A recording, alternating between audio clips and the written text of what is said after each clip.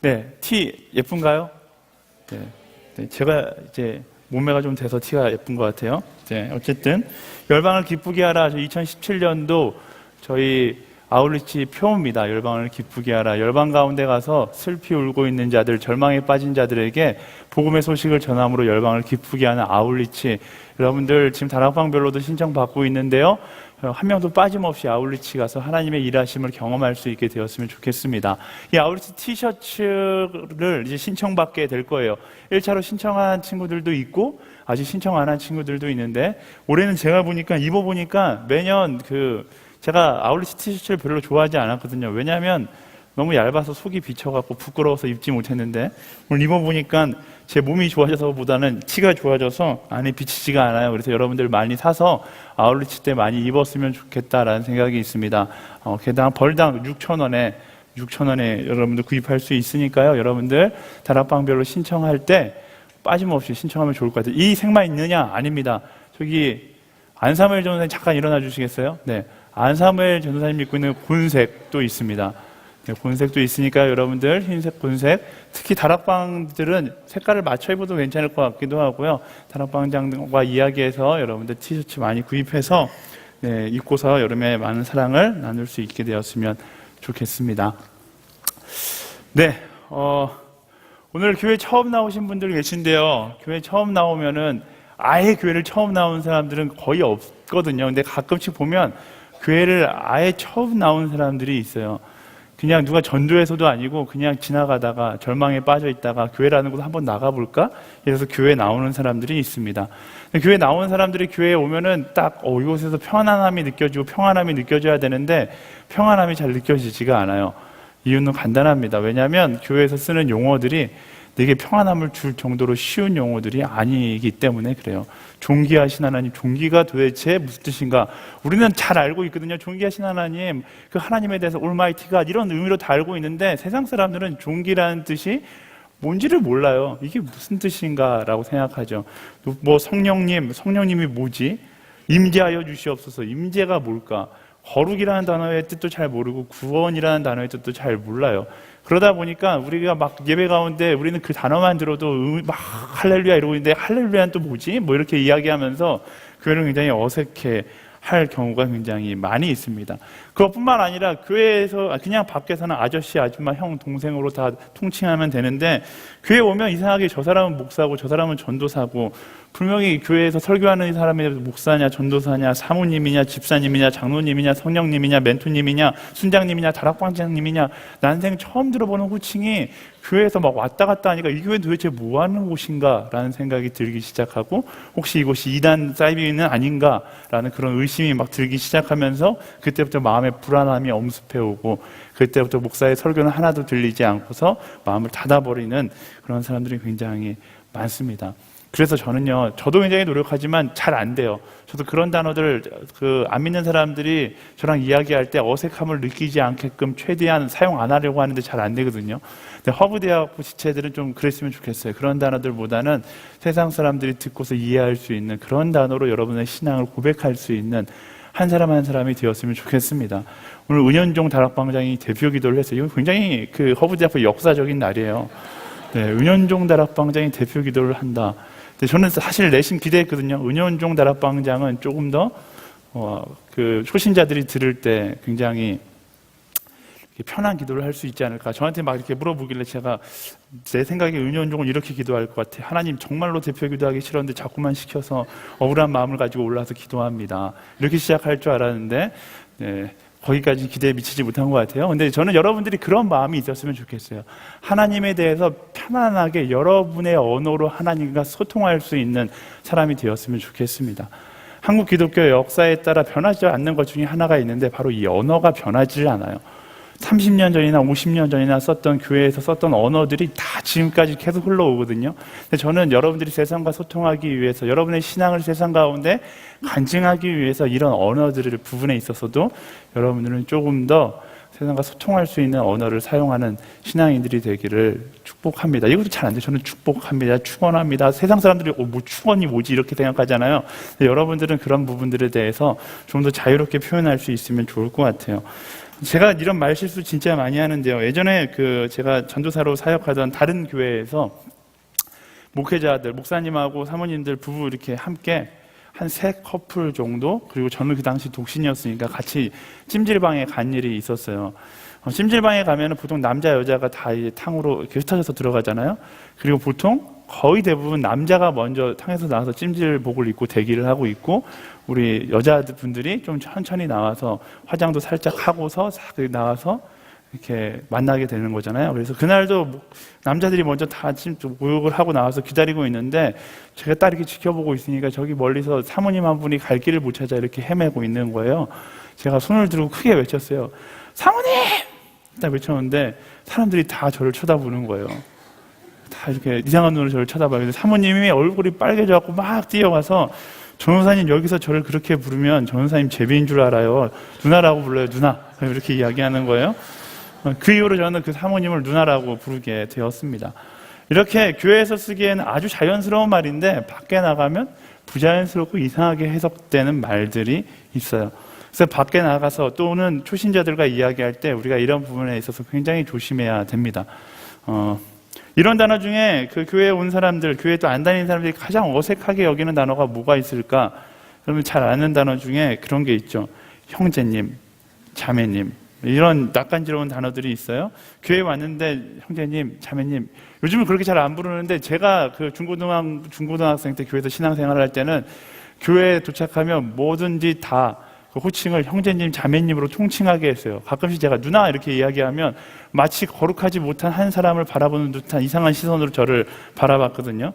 근데 지금 생각해보면 정말 바보 같았던 것 같아요. 그냥 형, 누나, 뭐 언니 이렇게 이야기하는 게 제일 좋은데 왜 굳이 그렇게 형제님, 자매님 이렇게 이야기했는지 잘 모르겠어요. 여러분들 가운데도 혹시 형제님, 자매님 이렇게 이야기하는 사람이 있다라면 굉장히 어색하니까요. 그냥 그 자리에서 서열 정리하시는 게 좋을 것 같아요. 형, 누나, 언니, 누나. 형, 누나, 언니, 누나? 뭐가 빠졌죠? 오빠가 빠졌네요. 네, 형, 누나, 오빠, 언니 이렇게 딱 서열 정리해서 부를 수 있으면 좋을 것 같아요. 그런데 그 호칭이 뭐가 그렇게 중요할까요? 호칭보다 더 중요한 게 있는데, 그런 호칭을 우리가 부르게 되었던 이유가 훨씬 더 중요한 것이겠죠. 우리가 왜 형제, 저 사람은 내 친형제도 아닌데 왜 형제라고 부를까? 저 사람은 내 친자매도 아닌데 왜 자매라고 부를까? 궁금했던 적 없어요? 저는 어느 순간 그게 너무나 궁금한 거예요. 나는 왜 저 사람을 형제라고 불러야 되지? 우리 형은 2명 따로 있는데 왜 나는 저 사람을 형제라고 불러야 하는가? 성경 말씀해 보니까 누구도 그렇게 불렀냐면 예수님도 그렇게 불렀어요. 제가 신학교 다닐 때 제가 페플트리니티 영어과정에서 미국 친구들하고 같이 신학 공부를 영어로 공부했었는데, 이 영어로 개그 치는 사람은 개그가 재미가 없어요. 그래서 한 친구가 저한테 이렇게 이야기했어요. 너 예수님이 흑인이었다는 거 알아? 그래서 내가 금시초문인데 예수님이 흑인이었다는 증거가 있어. 그래서 뭐야? 물어봤더니 예수님은 Hey bro 이렇게 모든 사람들을 부르셨다라는 거예요. 제가 지금 개그 친 거예요. 이게 미국식 개그거든요. 근데 어쨌든 미국 사람들은 굉장히 좋아하는데, 어쨌든 그 말 괜히 쳤어요. 어쨌든 예수님께서 성경 말씀에 보면 사람들을 부를 때, 제자들을 부를 때 brother라고 불러요. 형제여라고 부릅니다. 왜 그랬을까? 예수님은 예수님은 자기를 만나는 사람들을 진짜 형제로 형제로 여기셨다라는 거예요.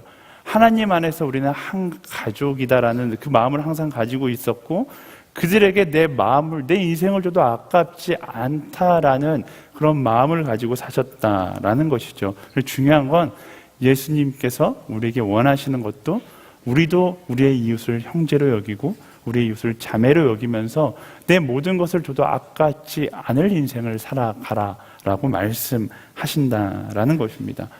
그래서 교회 오면 형제님, 자매님 이렇게 부르는 거예요. 그 말이 가벼운 게 아니에요. 그 말이 내가 형제님이라고 부르는 것은 내 인생을 다해서도 당신을 사랑하겠습니다. 내 인생을 다 줬어도 당신을 존경하고 존중하겠습니다 라고 우리가 부르는 것이죠. 내가 그 사람을 형제님, 자매님 이렇게 부르는 것이 중요한 것이 아니라 내가 그 사람에 대한 존중의 마음, 사랑의 마음을 가지고 있어야 한다라는 것이 중요한 것이죠. 말씀은요, 사실 주변 사람이 아니라 누구에게라도 형제라고 부를 수 있어야 한다라고 말합니다. 그 중에서 가장 극단적인 것은 내 원수도 너의 형제로 여길 수 있어야 한다라고 말씀은 이야기하고 있어요. 그게 하나님께서 원하시는 모습이고 그리고 예수님께서 원하시는 삶의 모습인 것이죠. 한국 사람들은 이렇게 말을 표현하는 걸 좋아해요. 그래서 제가 국문학과 학생한테 물어보고 싶었는데 못 물어봤어요. 한국 사람들이 표현하는 표현 중에 가장 특이한데 가장 성경적인 표현이 하나 있거든요. 뭘까요? 사랑하는 사람을 어떻게 불러요? 자기야 이렇게 부르잖아요. 내 이웃을 내 몸과 같이 사랑하라 해서 내가 사랑하는 사람을 자기야라고 부르는 건지, 제가 네이버 지식인한테 물어봤는데 아무도 아는 사람이 없더라고요. 나중에 국문과 학생 중에 아는 사람이 있으면 좀 알려줘요. 어쨌든 저는 그 단어로 자기야를 보면서 굉장히 은혜를 받았어요. 요즘은 연인끼리 자기야라고 이야기하기도 하지만 그냥 친구들끼리 대화할 때도 막 그런 얘기, 자기가 이런 단어를 많이 쓰거든요. 왜 그렇게 쓰는지 모르지만 어쨌든 원수마저도 자기라고 부를 수 있는 그런 삶을 하나님께서 살기를 원하신다라는 거예요. 제가 왜 갑자기 이런 호칭에 대해서 이야기하는가? 오늘 말씀 가운데서 그 호칭, 형제들을 일컬으시면서 그 형제들을 어떻게 대해야 되는지 하나님께서 이스라엘 민족에게 알려주고 계시기 때문인데요. 1절과 2절 말씀 함께 읽어보겠습니다. 1절과 2절 시작. 만약 내가 내 형제의 수나 양이 길을 잃고 헤매는 것을 보면 그냥 지나치지 말고 반드시 그것들을 내 형제에게 데려다 주어라.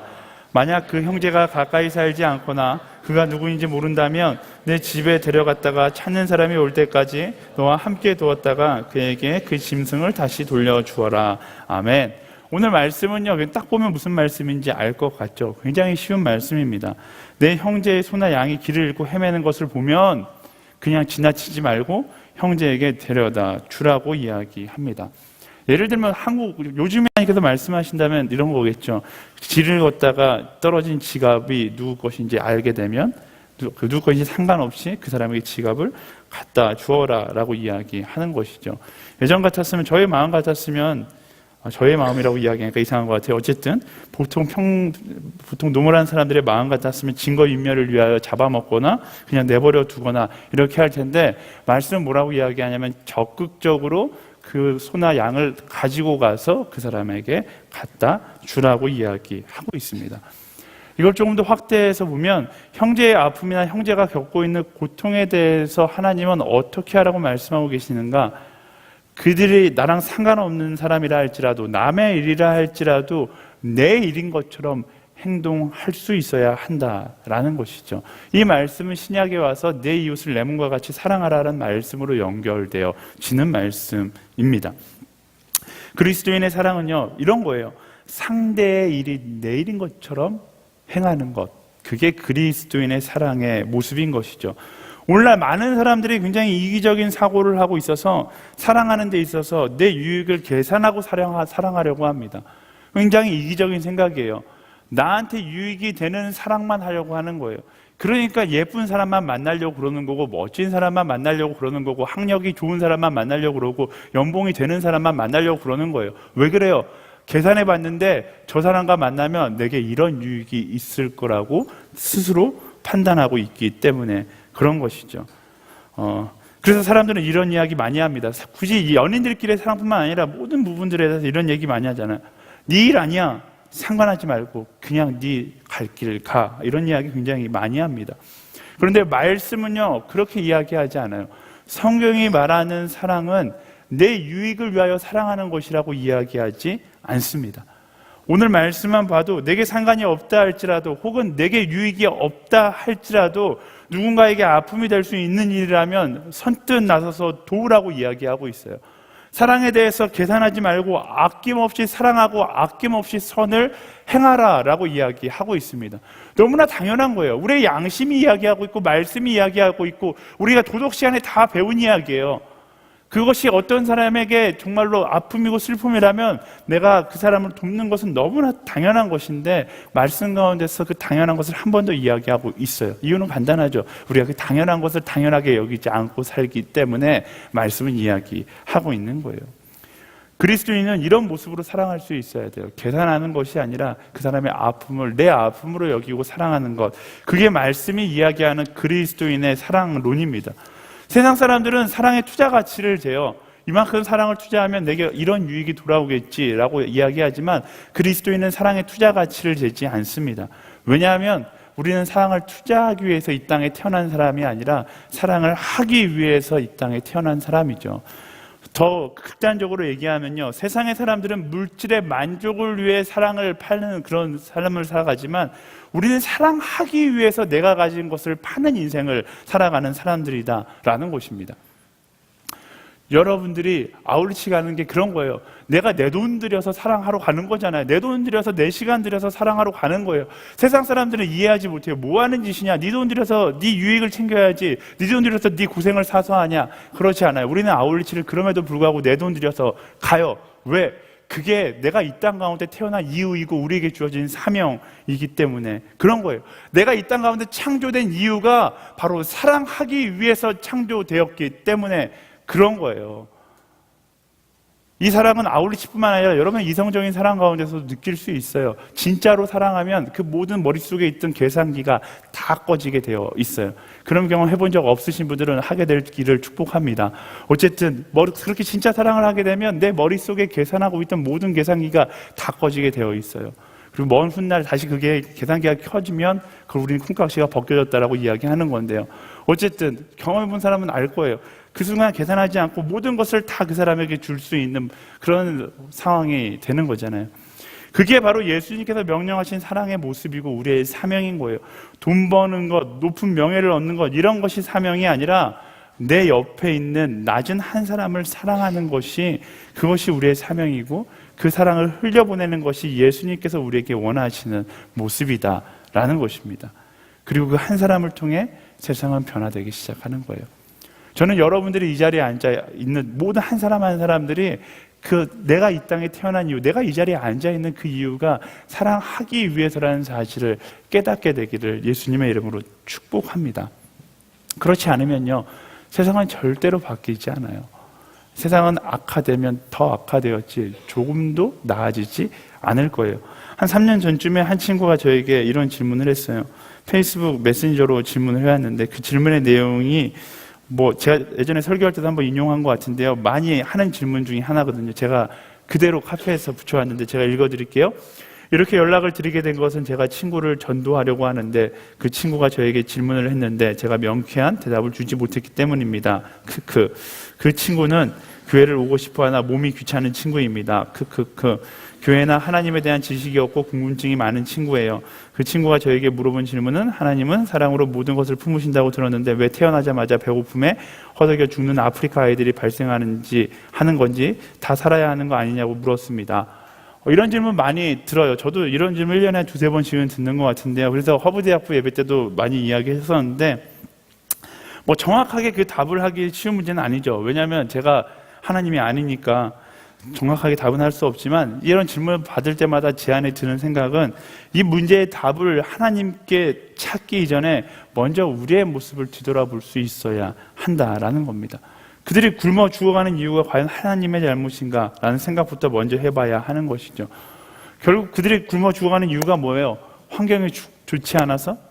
하나님께서 처음부터 척박한 먹을 곳이 없는 곳에 그들을 창조하셔서 그런 건가요?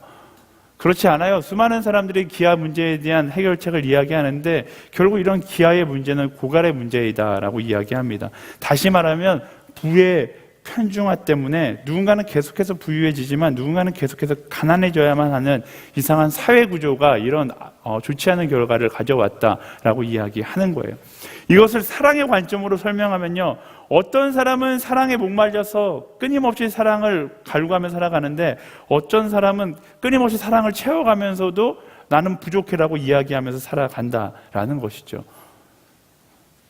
책임은 결국 하나님께 있는 것이 아니라 사랑해야 하는 사람이 사랑하지 않기 때문에 이런 불균형이 생길 수밖에 없다라는 거예요. 저는 그래서 이런 문제에 대해서 이야기할 때마다 항상 책임은 세상에 있지 않고 하나님께 있지 않고 우리 그리스도인에게 있다라고 이야기해요. 우리 그리스도인이 사랑함으로 그 사랑을 세상 가운데 흘려보낼 수 있는 사람이 되어야 하는 것이죠. 하나님께서 세상을 창조하시고 우리에게 명령하신 것이 있어요. 이 세상을 공의와 정의로 통치하시기 위해서 우리에게 명령하신 것이 있어요. 그게 뭐예요? Love your neighbors as yourself. 너 자신을 사랑하는 것 같이 내 이웃을 사랑하라고 말씀하신 것이죠. 그것이 하나님 나라의 사랑의 순환 법칙이에요. 하나님을 믿고 하나님을 사랑하는 사람은 내 이웃을 내 몸과 같이 사랑해야 되는 거예요. 그리고 근데 그 사랑의 순환이 멈추면 누군가 나의 사랑을 받아야 될 한 사람은 그 사랑이 목말라 죽게 되어 있다라는 것입니다. 우리가 겉으로 보기에는 물질의 문제고 식량 부족의 문제라고 여겨지지만 그 내면 속에서는 누군가 사랑의 마음을 알고서도 무시한 채 살아가고 있는, 그 사랑의 순환 법칙을 무시하고 있는 누군가가 있다라는 것이죠. 사랑하는 여러분, 그리스도인은요, 이 자리에 앉아있는 여러분들은 멈춰있는 사랑을 흐르게 하기 위해서 하나님께 선택받은 사람들이에요. 세상 사람들은 끊임없이 자기 배를 채우고 또 채우고 배고파하고 또 배고파하더라도 우리만큼은 사랑을 흘려보낼 수 있는 사람이 되어야 하는 것입니다. 내 배를 채우는 것이 아니라 내 이웃을 내 몸과 같이 사랑하라는 예수님의 말씀을 따라서 그 사랑을 흘려보낼 수 있는 것, 그게 바로 우리에게 주어진 사명이고 그게 바로 우리에게 주어진 인생의 목적이자 이유이다라는 것입니다. 그 사랑의 순환 법칙을 따라 사랑하는 여러분들이 되기를 예수님의 이름으로 축원합니다. 아멘. 네, 그 하나님의 나라의 공의를 회복하는 사람이 바로 우리예요. 그 하나님의 사랑의 순환 법칙을 역행하는 얌체적으로 살지 않게 되기를 축복합니다. 그리스도인으로 살겠다라고 결단했으면, 적어도 이 자리에 와서 앉아 있다라면 하나님께서 내게 주신 그 사랑을 흘려보내는 하나님 사랑의 통로로 살아가겠습니다 결단하고 그 통로다운 인생을 살아갈 수 있어야 한다라는 거예요. 그래서요, 저는 여러분들의 삶 가운데 만나는 모든 사람과 만나는 모든 환경과 모든 자리에서 여러분들이 더 사랑할 수 있게 되기를 축복합니다. 그러면 그 사랑으로 인하여서 여러분 주변 가운데 하나님의 놀라운 기적들이 흘러가기 시작할 거예요. 제가 가는 곳마다 간증하고 다니는데요, 지난 카운트다운 힘들어 정말 죽을 뻔했어요. 2주 남겨놓고 하루에 1시간, 2시간씩 자면서 카운트다운 준비했거든요. 카운트다운 주일날 장충체육관이 딱 끝나는 순간 제가 너무나 행복했어요. 20회가 은혜 가운데 끝난 것도 행복했지만 다 이루었다라는, 그 예수님께서 십자가 못 박혀 죽으셨을 때 다 이루었다는 말과 일맥상통할 정도로 굉장히 행복했거든요. 다 끝났다. 근데 문자 메시지가 띵동 왔어요. 그 다음날부터 디자이어렌 가시라는 그 존 파이퍼 목사님을 양재온누리교회에 모시고서 또 3일 동안 집회를 하는데 최성민 목사님 주차로 선정되셨습니다. 뭐예요? 주차장에서 주차 봉사하라는 거예요. 막 짜증이 엄청 밀려왔어요. 내가 이 주차 봉사를 지금 진짜 2주 동안 밤새 가면서 했는데 아침부터 새벽 6시 반에 나와서 또 밤 늦게까지 주차 봉사를 해야 되나, 막 짜증이 밀려 나오기 시작했거든요. 아침에 와서 주차를 하는데 세상에, 저는 그리스도인들이 그렇게 악한지 처음 알았어요. 주차 봉사를 하는데 주차 잘못한다고 그 첫날 어떤 아저씨가 주차를 하다가 창문을 내리고 젊은 놈의 새끼가 주차 안 내리고 그따구로 이렇게 화를 내시는 거예요. 이렇게 봤는데 봉고차인데 교회 이름이 붙어 있어요. 목사님이실 것 같은데 막 저한테 너무 화를 내시는 거예요. 그 다음날부터 이 표차를 딱 메고 나갔어요. 그러면서 봉사를 하는데도 마음이 너무 어려운 거예요. 힘들고 사람들은 나한테 큰 소리 치고. 근데 그때 하나님께서 저에게 주셨던 마음이 그거예요. 모든 일에 있어서 사랑으로 섬겨라 였어요. 모든 일에 있어서 사랑으로 섬겨라. 그때부터 마음을 고쳐먹고 제가 90도로 인사를 하면서 외치기 시작했어요. 안녕히 가세요. 안녕하세요. 막 이렇게 외치기 시작했어요. 근데 놀라운 일이 일어나기 시작하는 거예요. 저한테 그렇게 큰 소리 치던 목사님 아저씨? 네, 알 수 없지만 어쨌든 그 나이 많으신 분들이 저를 보고서 밝게 웃어주시는 거예요. 존 파이퍼 목사님의 설교를 듣고 내오는 얼굴이 저는 다 밝을 줄 알았는데 얼굴 가운데 막 짜증과 오만상이 있는 거예요. 왜? 차가 너무 막 어지럽혀져 있으니까. 그 차가 어지럽혀진 가운데 막 클락션을 누르면서 막 일그러진 얼굴로 나가는 아저씨에게 제가 90도로 인사하면서 안녕히 가세요! 이렇게 인사하니까 안녕히 가세요 인사하고 고개를 드는 순간 그 아저씨와 눈이 마주쳤는데 그 아저씨의 얼굴에 평안이 선물되기 시작하는 거예요. 그러면서 깨달았어요. 집회의 가장 큰 은혜는 말씀에서 흘러나오는 것도 아니고 좋은 게스트에서도 흘러나오는 게 아니고 어디서 흘러나오는 거예요? 사랑의 섬김에서 흘러나오는구나 깨달았어요. 근데 그게 사랑의 능력인 거예요. 제가 그렇게 크게 90도로 인사한다고 나아지는 거, 저한테 떨어지는 거 하나도 없어요. 이재원 목사님이 그것을 보고서 착하고 충성된 거 잘하였도다 이렇게 월급을 올려준다거나 이런 게 전혀 없어요. 전혀 이재용 목사님 주차하는 데는 다른 데 있거든요. 전혀 없는데 그냥 그 자리에서 사랑의 마음을 가지고서 하나님께서 주신 마음을 가지고 인사하자 그때부터 제 삶 가운데 놀라운 일이 일어나기 시작하고 그 모습을 바라보는 사람들의 인생 가운데 놀라움이 일어나기 시작하는 거예요. 하나님의 사랑은 그렇게 계산하지 않을 때 기적을 만들기 시작하는 거죠. 저는 그런 모습이 저의 삶 전반 모든 부분에 흘러가기를 소망합니다. 여러분도 마찬가지예요.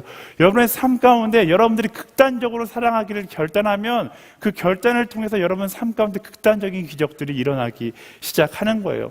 부모님에게 가서도 택시를 탈 때에도 버스를 탈 때에도 선생님을 대할 때에도 순장을 대할 때에도 순원을 대할 때도 목사를 대할 때에도 더 극단적으로 사랑한다라고 이야기하세요.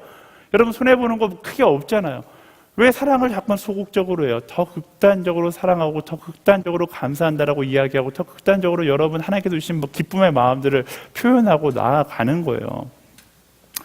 안내 팀원들 들어오는데 안내 팀원들 이렇게 막 이거 나눠주는데 다들 막 이렇게 뭐 이러고 들어오잖아요. 오만상을 찌푸리면서 안내팀이 어서 오세요 환영합니다 인사해주면 어떻게 해요? 나도 더 기쁜 마음으로 환영합니다 인사해주면 그때부터 그 사랑이 놀라운 기적을 이루기 시작하는 거예요. 나가면서 주차하는 집사님한테 집사님 얼마나 힘드시겠어요? 집사님 고생하십니다. 마음 같아서 음료수라도 하나 사다 드리면 그 조그만 섬김이 조그만 사랑이 놀라운 기적을 만들기 시작하는 것이죠. 제가 택시를 탈 때마다 항상 택시 아저씨한테 엄청 크게 인사하거든요. 좋은 하루 되세요. 그리고 항상 하는 것 중에 하나가 택시 아저씨 탈 때마다 가방에서 사탕이나 과자를 꺼내서 드리기 시작한 지 한 1, 2년 된 것 같아요. 그렇게 드리면 택시 아저씨들이 처음에 몇몇 아저씨들은 여기 약 탄 거 아닌지 의심하시기도 하는데 거의 대부분의 아저씨들이 그거 받으면서 굉장히 행복해 하세요. 조그만 사랑의 섬김이 큰 행복을 만들기 시작하는 것이죠. 저는 여러분들이 그렇게 적극적으로 사랑할 수 있는 일들을 선택하게 되기를 예수님의 이름으로 축복합니다. 부모님한테 왜 사랑한다라고 대충 어버이날 대충 편지 써서 그렇게 던지고 나오고 이러지 말고요. 여러분들이 적극적으로 표현하는 거예요. 사랑한다라고. 멘토님들한테 적극적으로 감사하다라고 인사하고요. 선생님들한테 감사하다라고 인사하고 순장이 문자 보내주면 그게 얼마나 감사한데요. 순장 입장에서 문자 보내기 얼마나 짜증나는데요. 문자 안 보내는 순장들은 회개할지어다. 어쨌든 순장이 문자 보내주면 거기에 감사합니다라고 문자 하나라도 더 보내줄 수 있는 그렇게 적극적으로 나의 삶 가운데 사랑이 흘러갈 때 그때 비로소 하나님의 사랑의 순환 법칙에 의거해서 이 세상 가운데 사랑이 흘러가기 시작하고 그 사랑으로 세상이 변화되기 시작한다라는 거예요. 여러분 삶 가운데 이런 사랑이 넘쳐나게 되기를 예수님의 이름으로 축원합니다. 그러기 위해서 우리는 계산하면 안 돼요. 사랑하는데 자꾸만 계산하면 사랑하는 게 아깝고 후회되고 억울해요. 비교하지 마세요. 내가 이 사랑으로 무언가 보답을 받을 거라고 기대하면서 자꾸만 다른 사람과 비교하며 사랑하면 사랑할 수가 없어요. 제가 누누이 말하지만 사랑은 먹고 떨어지라는 마음으로 던져주는 거예요. 다시 받지 않겠다라는 마음으로 던지는 거예요. 그리고 그 사람이 그것을 받고서 또 누군가의 그 사랑을 던지겠죠. 사랑은 그렇게 먹고 떨어지면서 퍼져나가기 시작하는 거예요. 그런 사랑을 했던 이가 누구예요? 바로 예수 그리스도예요. 예수 바보의 가장 큰 특징은 바로 계산하지 않는 예수님의 그 십자가 사랑을 담는다라는 것입니다. 그 사랑이 우리 인생의 참된 가치를 발견하게 만든 것처럼 여러분들 통해서 흘러가는 그 사랑이 세상 가운데 자신의 가치를 알지 못하고 살아가는 사람들에게 참된 가치를 발견하게 만들 줄 믿습니다. 우리 옆 사람에게 선포하겠습니다. 졸고 있는 사람 깨우고요. 지금 잘 때가 아니에요. 사랑하기 결단할 때 옆 사람에게 선포하겠습니다. 사랑하게 될지어다. 아멘. 3절과 4절 말씀 함께 보겠습니다. 3절과 4절 시작. 마찬가지로 내 형제가 잃어버린 모든 것을 찾았을 때도 그렇게 하고 못 본 채 하지 마라. 만약 내가 내 형제의 낙이나 소가 길거리에 넘어져 있는 것을 보면 그냥 지나치지 마라. 넘어진 것을 일으켜 세워주어라. 아멘. 말씀은 또 사랑의 태도의 한 가지에 대해서 이야기하고 있는데요. 그것은 형제의 아픔을 중요한 거 못 본 채 하지 마라 라는 것입니다. 그러니까 사랑할 수 있는, 사랑과 정의를 행할 수 있는 기회 앞에서 내 이기심을 위해서 합리화하지 말라는 거예요. 못 본 채 하지 마라 라는 건 합리화하지 말라는 것과 똑같은 거예요. 오늘날 수많은 현대인들이 자기 합리화하는 것에 너무나 익숙해져 있습니다. 자기만은 욕먹고 싶지 않아서 끊임없이 자기 합리화하는 거예요. 저게 합리화의 대표잖아요. 보쌈은 괜찮아? 살코기와 야채니까 합리화하면서 그냥 살아가는 거예요. 근데 이런 모습이 이런 먹는 것뿐만 아니라 우리 삶 전반에 다 있어요. 내가 죄를 지어놓고도 이 죄를 지은 건 괜찮아. 뭔가 다른 선이 이 죄 때문에 이루어졌을 거야 라고 자기 합리화시키는 거죠. 법원에 가거나 감옥에 가면 죄인은 없고 억울한 사람만 있다라고 이야기합니다. 왜 그래요? 다 자기 합리화하고 있는 거예요. 평일날 여러분 주말에는 거의 주말이니까 잘 모르죠. 평일날 이 가정법원 앞에 있는 맥도날드에 가면 정말로 수많은 커플들이 싸우고 있어요.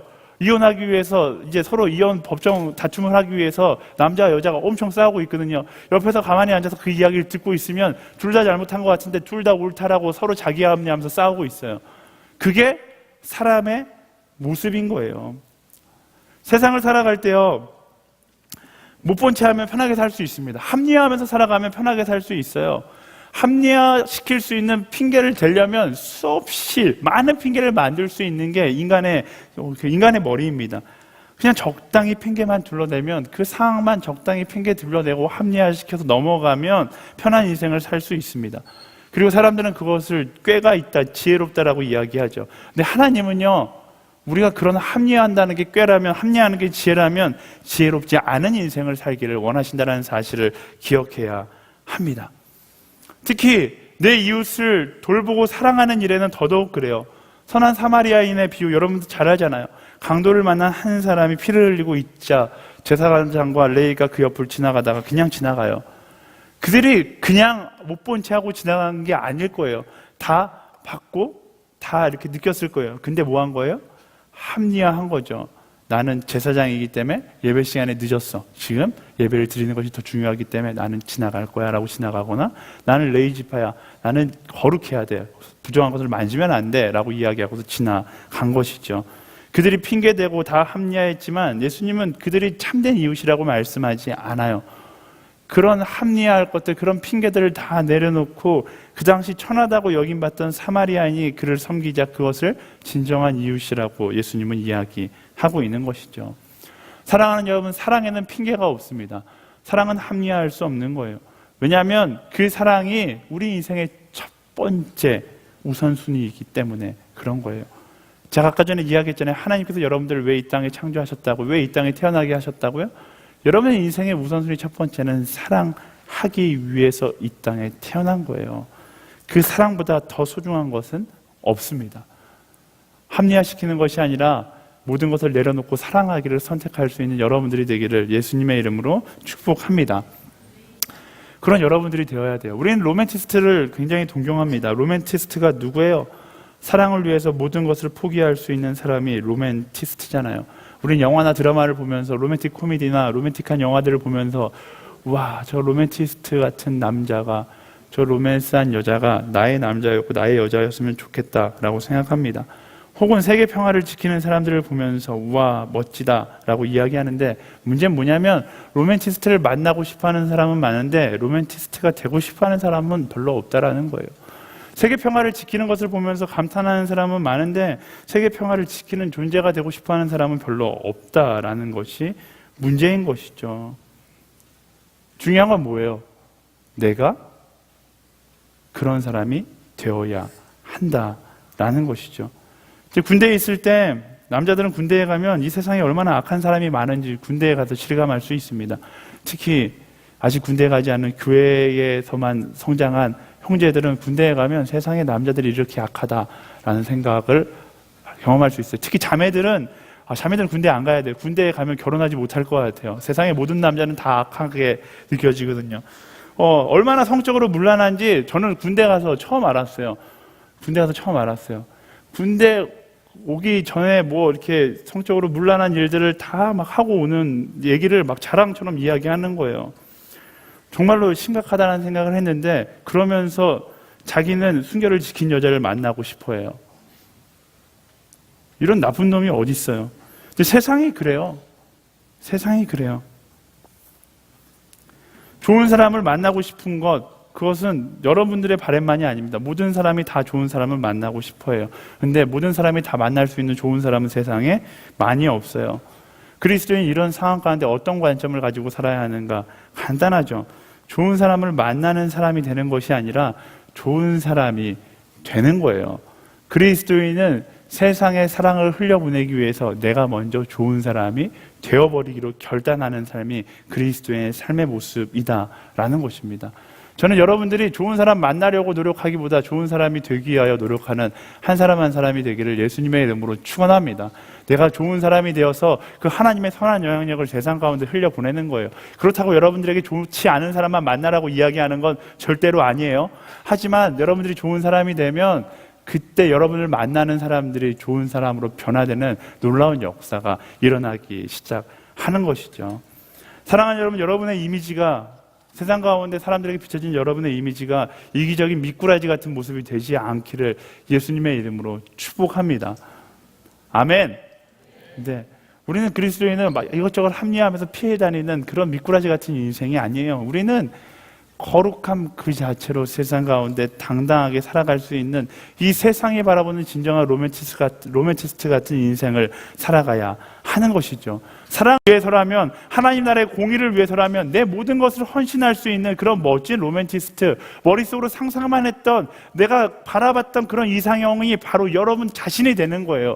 그게 그리스도인이 살아가야 되는 모습이다라는 것입니다.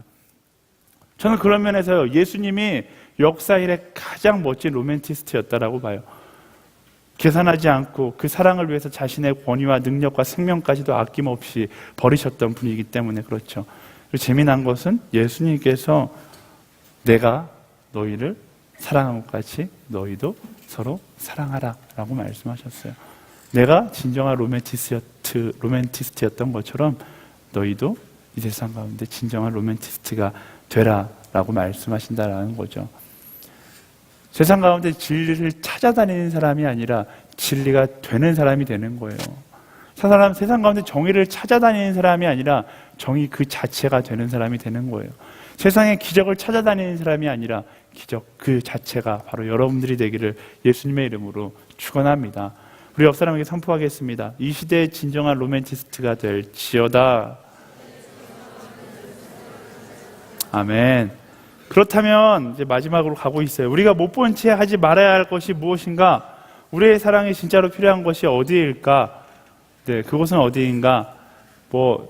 이쯤 되면 이제 어떤 결말을 내릴지 여러분들 눈치챘을 거예요. 그때는 그곳은 바로 예수 그리스도의 사랑을 알지 못한 채 죽어가는 이들이 있는 곳, 바로 우리가 가야 할 곳, 그 부르신 곳이겠죠. 그것은 편한 곳은 분명히 아닐 거예요. 모두가 가고 싶어하는 곳도 아닐 거예요. 모두가 만나고 싶어하는 사람도 아닐 거예요. 그래서 말씀은 원수라고 표현하고 있고 좁은 문이라고 이야기하고 좁은 길이라고 이야기합니다. 하지만 우리는 그곳을 자원하고 선택하여 걸어감으로 사랑하는 자의 기쁨을 누리며 나아가야 하는 것이죠. 그래서 여름에 우리는 해외로 국내로 아울리치를 갑니다. 내 돈 주고 내 시간 내서 아울리치 가는 거예요. 왜? 복음을 알지도 못하고 듣지도 못하고 죽어가는 이들을 말씀이 이야기하는 것처럼 그냥 모른 채 할 수 없어서 우리는 그곳을 향하여 나아가는 거예요. 근데 놀라운 사실은요, 그곳에 나아가 계산하지 않는 사랑을 하면서 여러분들은 비전을 발견하게 될 것입니다. 내 인생 가운데 무엇이 진정한 가치가 있는지를 그 자리에서 발견하게 될 거예요. 여러분의 투자 가치로 판단하고 있었던 일들을 할 땐 전혀 보이지 않았던 인생의 참된 비전이, 내 인생의 목적이 아무런 투자 가치를 생각하지 않고 온전히 계산하지 않는 그 사랑을 할 때, 내 인생은 이것을 위해 창조되었구나를 깨닫게 되는 것이죠. 그리고 우리는 그것을 바로 비전이라고 이야기하는 거예요. 하나님은 말씀하십니다. 못 본 채 하지 마라. 그 말씀 앞에 우리는 핑계댈 것이 없는 거예요. 그 사랑을 위해 결단하고 나아가는 여러분들 한 사람 한 사람이 되기를 예수님의 이름으로 축복합니다. 저는 여러분들한테 이야기하고 싶어요.